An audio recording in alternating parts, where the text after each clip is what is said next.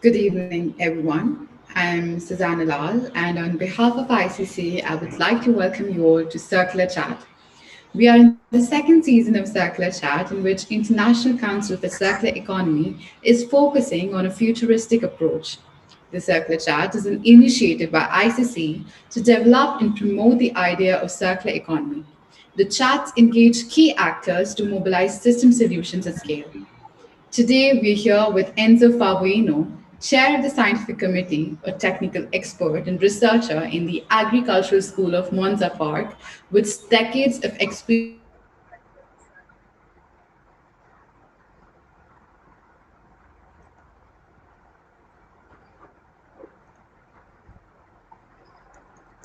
research and implementation elsewhere. Favoino is also an expert in EU waste legislation and a valuable resource in European policymaking. He is one of the founders of the European Compost Network and coordinator of the Scientific Committee of the Zero Waste Research Center in Italy. It's a pleasure to have you with us today, Enzo. My pleasure. Good morning, everybody. Yeah. Good evening for you. Yes. So, Enzo, we all know that bioplastics are plastics material produced from renewable biomass sources such as vegetable fats and oils, cornstarch, straw, wood chips, sawdust, recycled food waste, and etc. So, according to you, are bio-based and biodegradable plastics interchangeable terms? No, they are not. Definitely, they are not. Of course, well, actually, bioplastics is an encompassing way of wording them, and it's rather confusing. So we've long been calling on the international institutions to define a separate agenda and wording for bio-based plastics and for biodegradable plastics. Bio-based refers to sourcing. What are the sources you have been using? If it is coming from a living organism, it is bio-based. So normally people would misleadingly think, well, if it is coming from biological matter, it should also be biodegradable. But what's in between is the industrial transformation. So for instance, you may have a fully bio-based polyethylene, which is coming from sugarcane, by fermentation of sugar coming from sugarcane.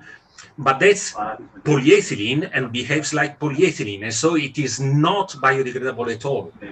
On the other hand, we have got biodegradable plastics. In order for something to be biodegradable, it has to ultimately produce carbon dioxide and water vapor under biological transformation, basically. A subset of biodegradable plastics is compostable plastics.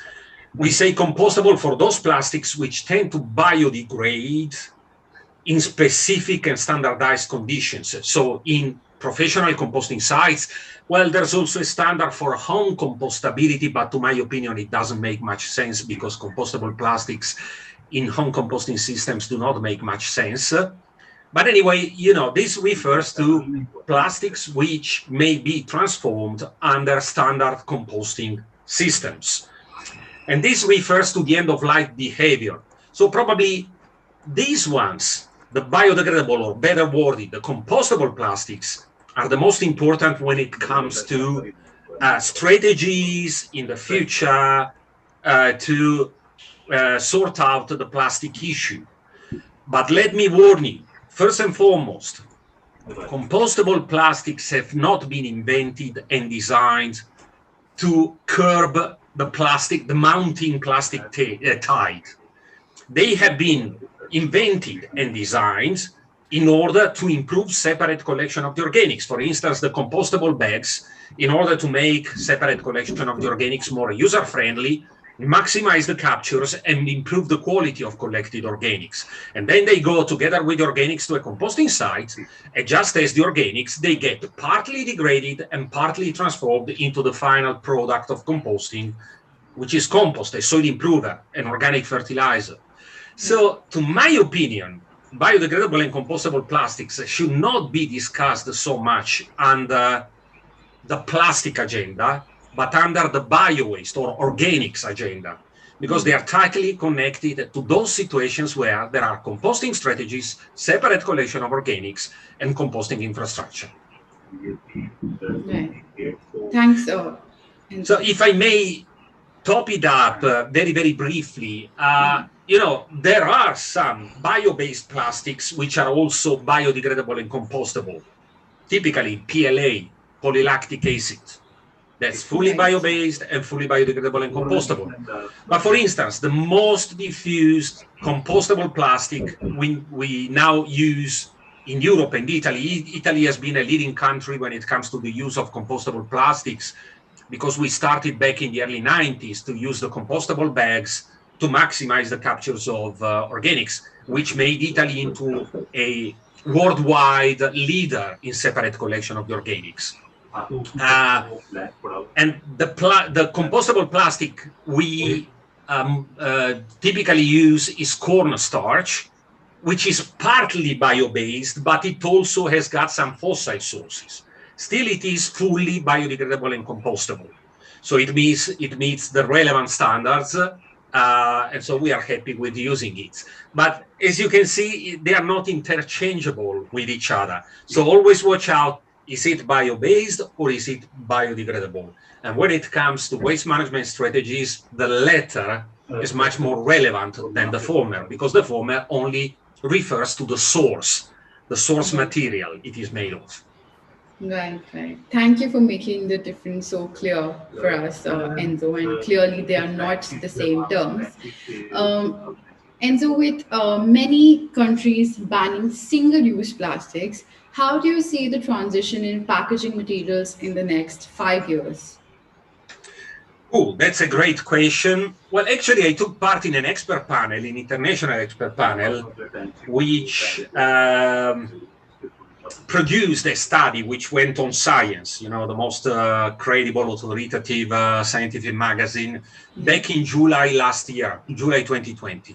Okay. It was titled "Breaking the Plastic Wave," the name of the study, because it wanted to investigate how the different strategies and options can combine with each other in order to tackle the mounting plastic trade, the 10 million tons of plastics we disperse in the environment, in the seas, in the oceans, in the waterways, in the countryside every year.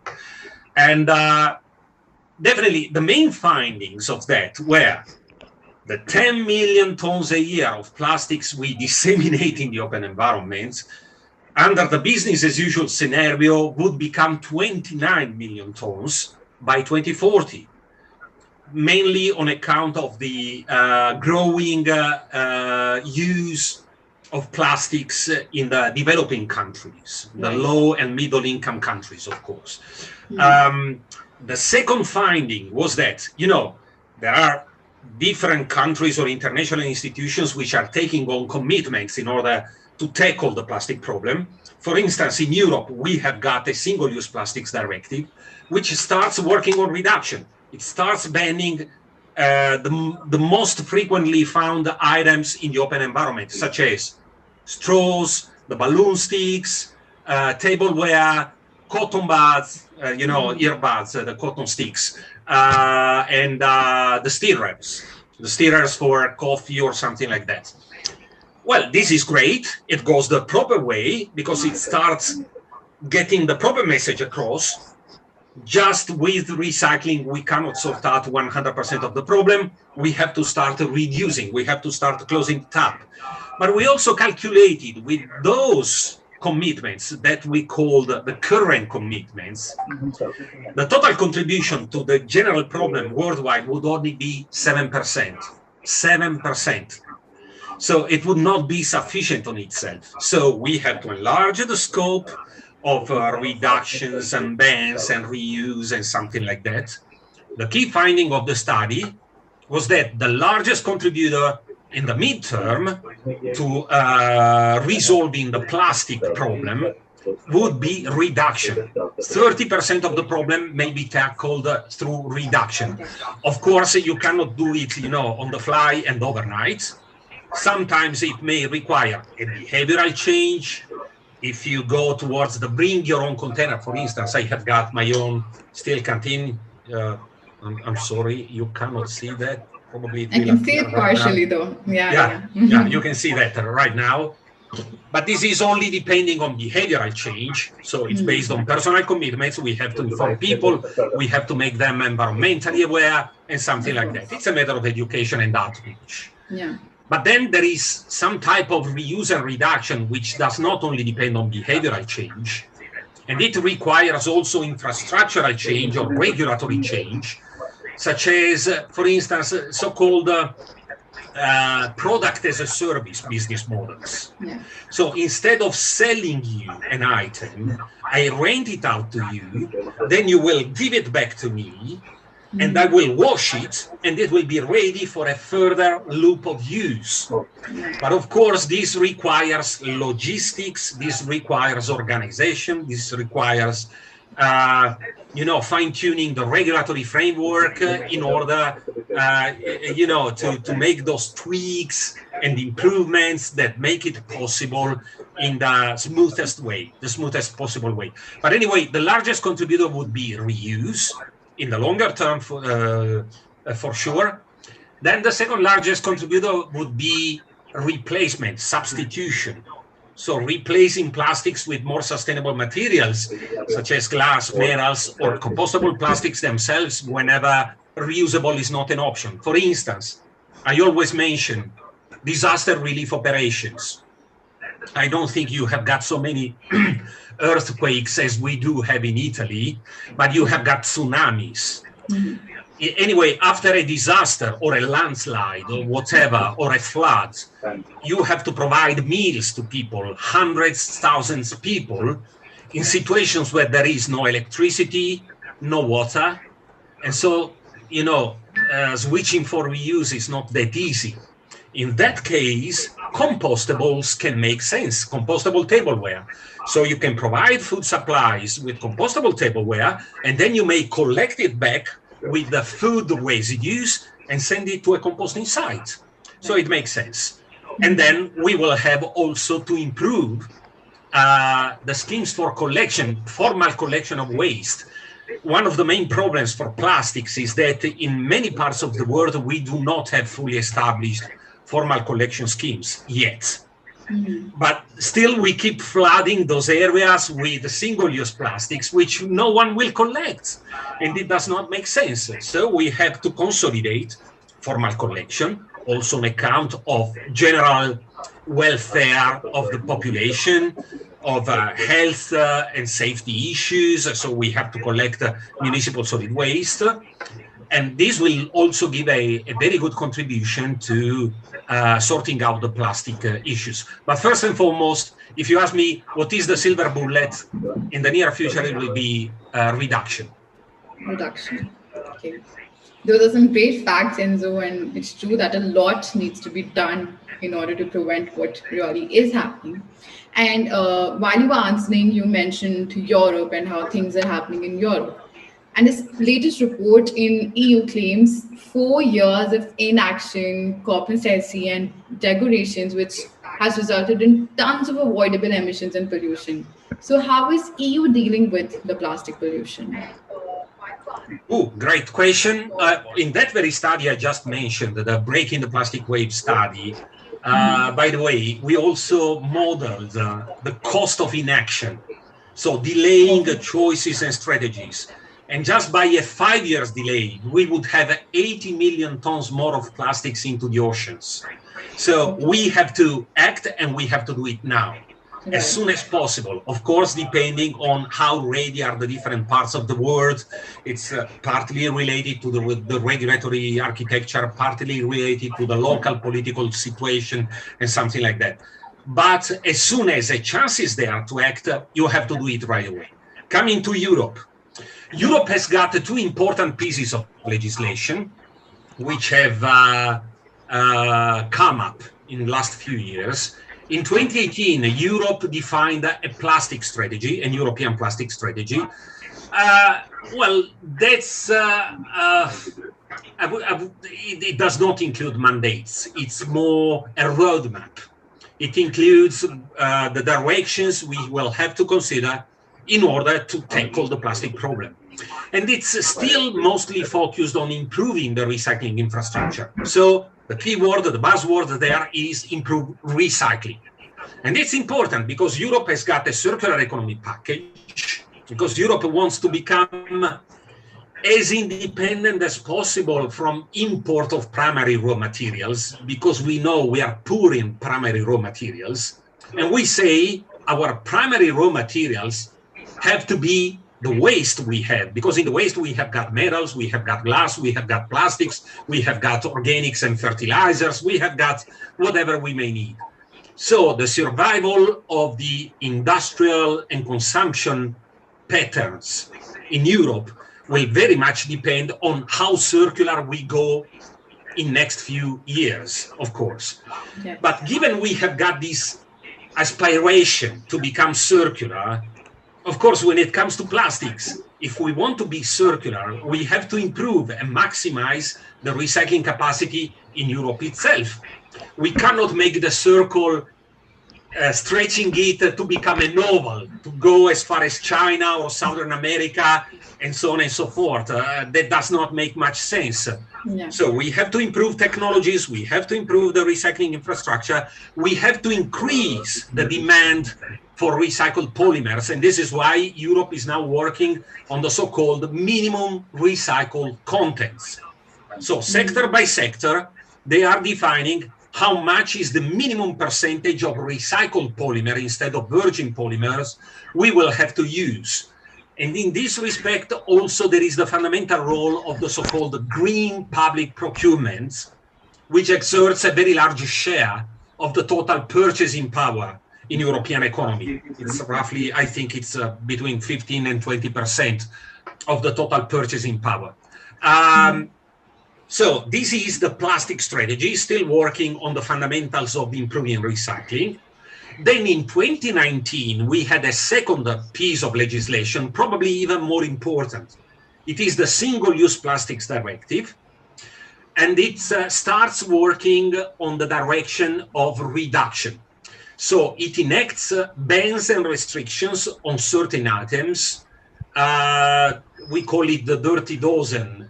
They have been chosen based on the most frequently found items during the cleanups. So it was fully based on citizen science, observations during the cleanups, what people collected during the cleanups. And so it was tableware, balloon sticks, stirrers, and so on and so forth. It is a combination of provisions. There is a consolidated extended producer responsibility for all those items that may cause a harm to the environment, including the cigarette butts, for instance.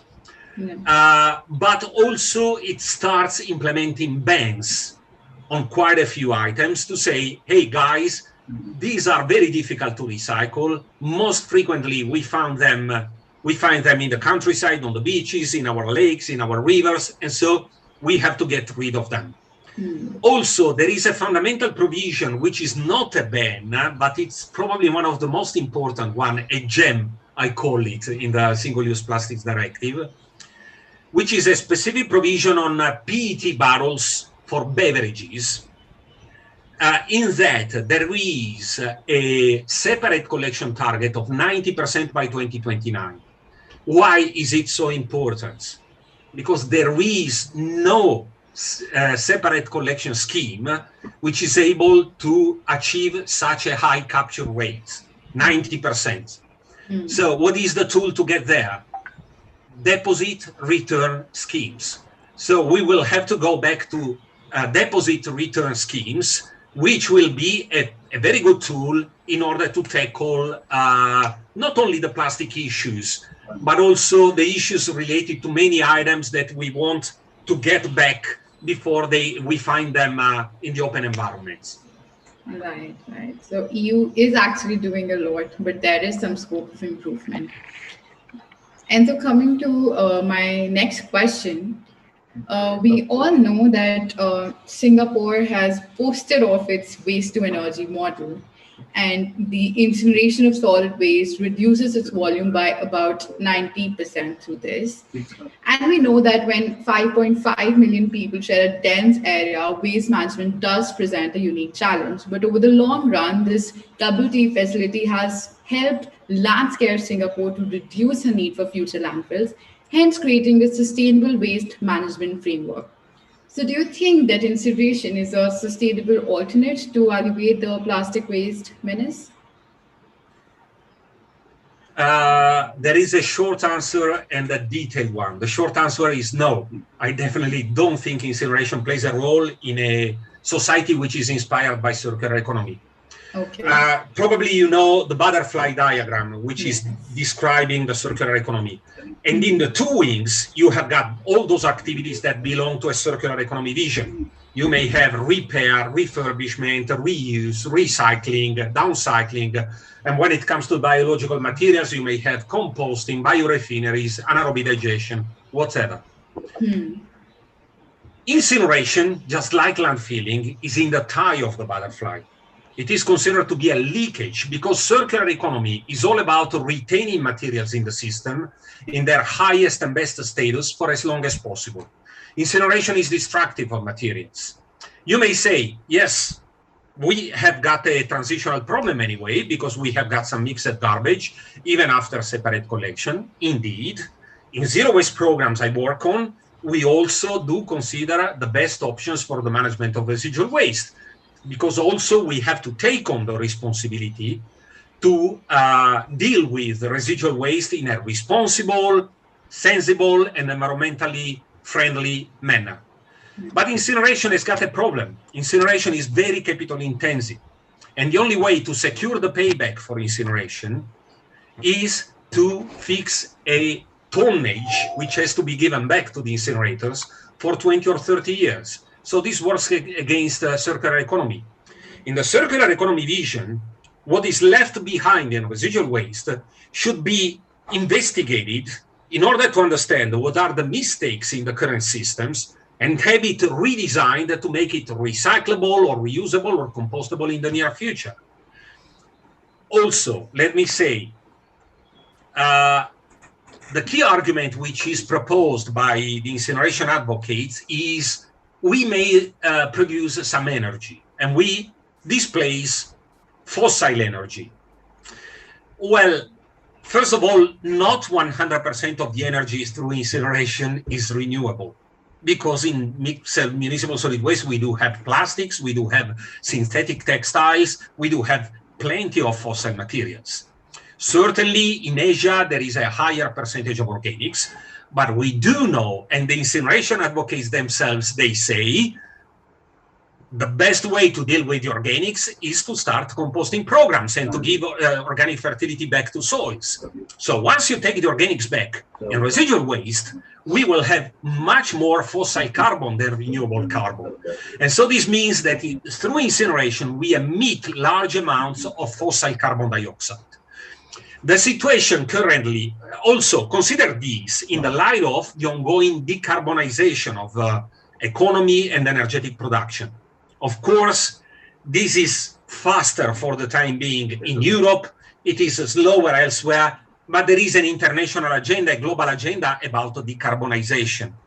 This means that incineration in time, in the 20 or 30 years, you cannot switch an incinerator on now and switch it off next week.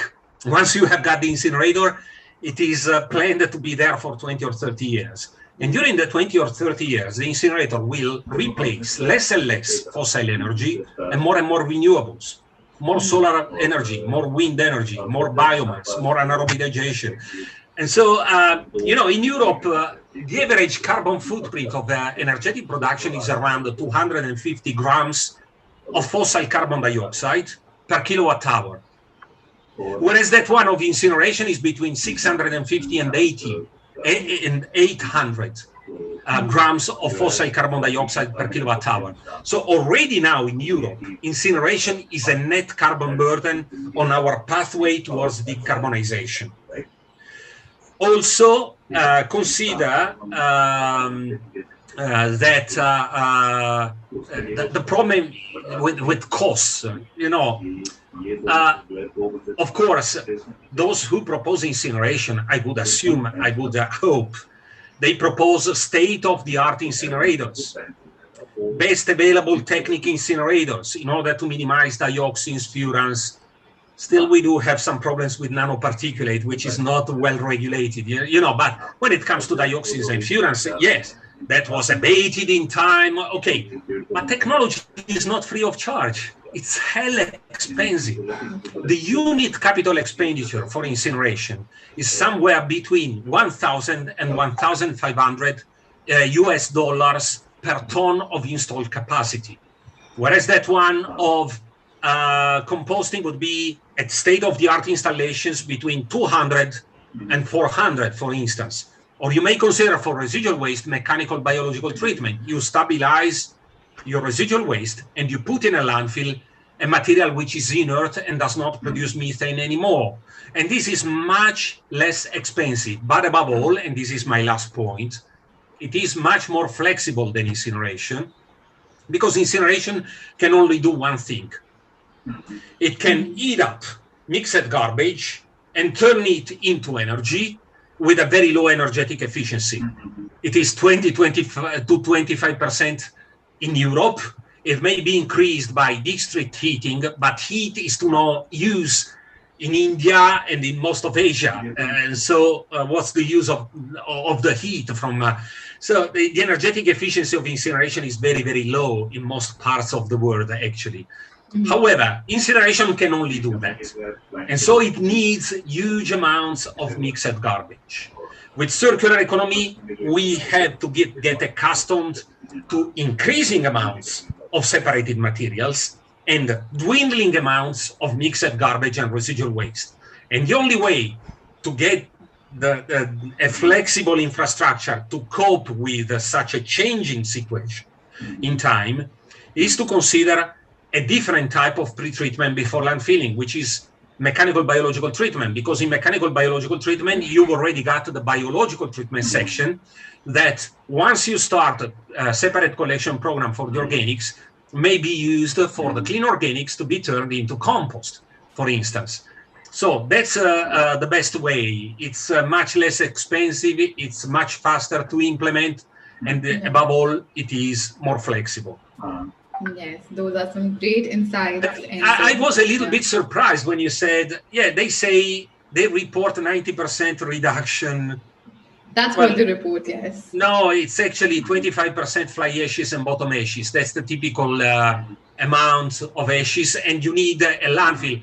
By the way, if I may say, don't get me wrong, we want to minimize landfills. Huh?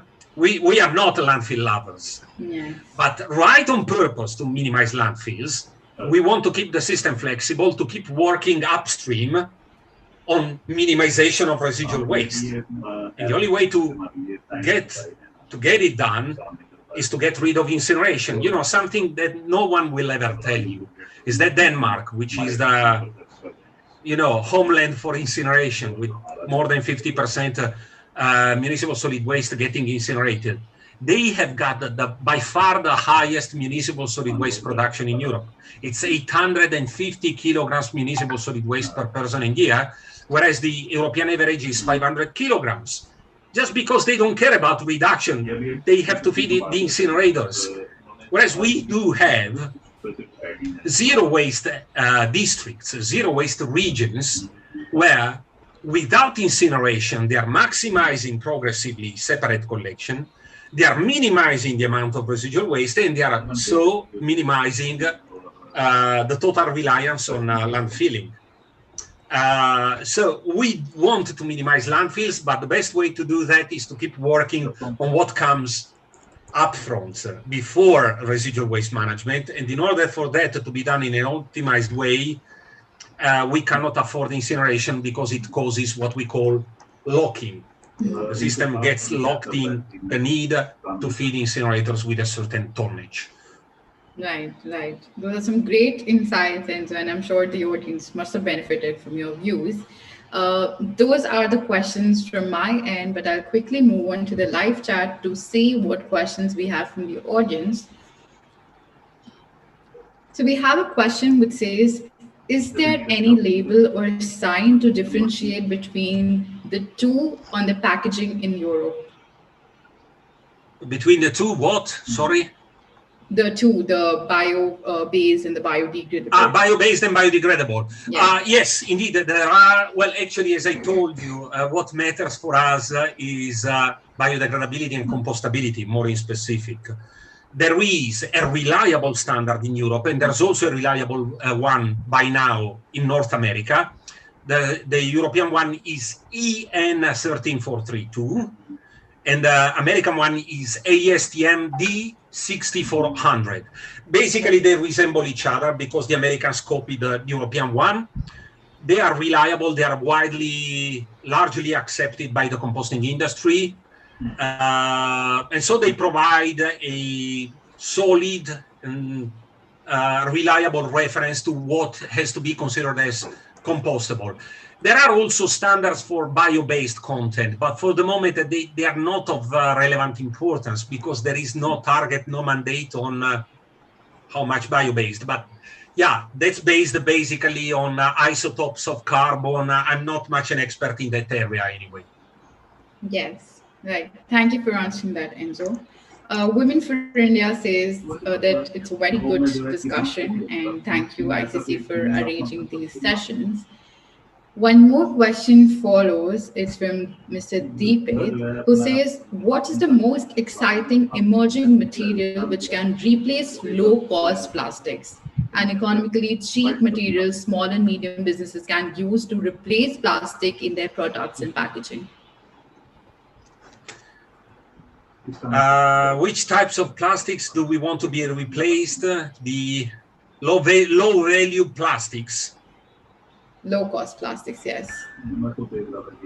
I assume we have to mean low-grade plastics, the hard-to-recycle plastics by that, which may be sachets, it may be wrappers and something like that. Typically, we do have problems with recycling the plastic films, the thin plastics, whereas with the rigid plastics, the easiest to be recycled, that there is a good recycling of PET, there is good recycling of polypropylene, there is some good recycling of high-density polyethylene.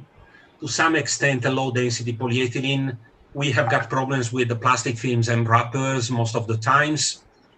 But I would say, since those are typically plastics for packaging, the best would be to switch to reusable packaging, of course. I know it cannot be done overnight because it requires a total reshuffle of the production and distribution system. But we have seen plenty of pictures which do not make sense at all. Peeled oranges wrapped in wrappers, but they have got their own packaging, which is the peeling. So what's the use of that? I think we will have to consider much more thoughtfully the issues related to packaging. But I'm very much confident that such business models based on product as a service and bring your own will gain momentum, much more momentum in the future. So it may be replaced by durable materials, which may be your own material, as in the case of my own steel canteen instead of the PET barrel. Yeah. Or it may be in the case, for instance, of food shops. If you want to get your food away from a food shop, takeaway food shops. This is what I mean. Instead of giving it in a bowl, in a tray, which is single use, they can give it to you into a reusable bowl or tray with a small deposit on that. And then you give it back to another shop or the very same shop. But of course, the most important would get all the shops connected in a network. So there is no need to walk back to the very same shop. But if you are in another part of the city, you can give it back at another shop. And this will make the system very, very user-friendly and convenient for all the people. So that's the main roadmap to the future. Right. Thank you, Enzo. We have a comment from Antoinette who says, this is invaluable information. The transcript will be essential. Of course, we'll make the transcript available on our website. So I think that is it. Enzo, thank you for being with us today. And I would also like to thank everyone who decided to join our live session. And if you don't want to miss out on any updates on future conversations, do follow our social media pages and do subscribe to our YouTube channel. Once again, thank you so much and have a wonderful day. Thank you. Thanks all. It was a pleasure.